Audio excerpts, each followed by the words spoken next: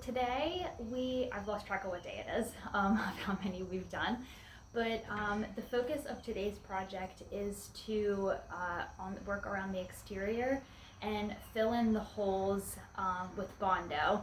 I had to enlist the help of my dad because the smell the last time we tried doing it gave me a migraine for 2 days.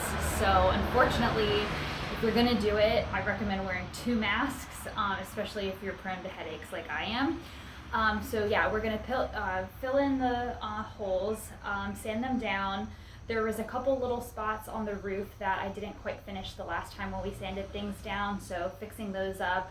And I'm also starting to sand down the back doors. I've learned that if I start to do things in little smaller sections, I get less frustrated.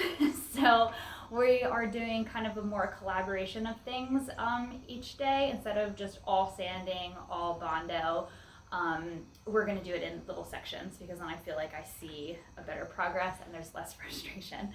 So yeah, we'll see how it goes. I'll give you the update.